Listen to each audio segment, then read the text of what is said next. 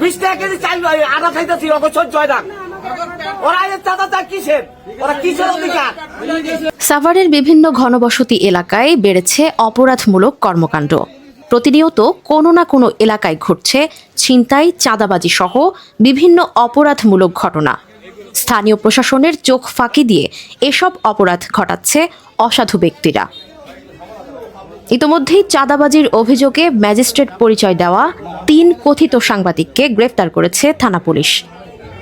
বৃহস্পতিবার দুপুরে সাভারের চাপাইন এলাকা থেকে চাঁদাবাজির সময় তাদেরকে গ্রেপ্তার করে সাভার মডেল থানা পুলিশ।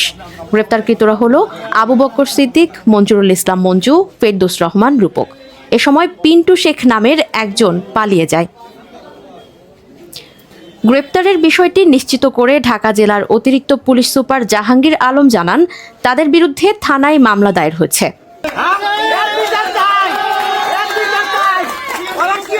ওরা এলাকার না, ওরা এলাকার না, এই সাভার থানার না। ওরা কোন জায়গার চাঁদাবাজ? ওরা ডাইরেক্ট চাঁদাবাজ। দেশের লোকে বাদ পায় না, বিদেশ থেকে চিন্তাই করে যাইতে পারে। সাভার ও আশুলিয়া অধ্যুষিত গার্মেন্টস এলাকায় রয়েছে 1-এর অধিক কলকারখানা, শিল্প প্রতিষ্ঠান। চাঁদাবাজ ও ছিনতাইকারীরা অবৈধ পন্থা অবলম্বন করে কেউ সাংবাদিক, কেউ ম্যাজিস্ট্রেট পরিচয় দিয়ে চাঁদাবাজি করে যাচ্ছে। এছাড়া সাভার বাসস্ট্যান্ড, হেমায়েতপুর, বলিয়ারপুর, তুরাগ ভাঙ্গা ব্রিজ, রাজধানীর প্রবেশমুখ আমিনবাজার এলাকায় মাঝে মধ্যেই ঘটছে চাঁদাবাজি ও ছিনতাইয়ের ঘটনা। এগুলো যেন দেখার কেউই নেই। অপরাধ প্রতিরোধে পুলিশ প্রশাসনকে তৎপর হওয়ার আহ্বান জানাচ্ছেন এলাকার সচেতন ব্যক্তিরা।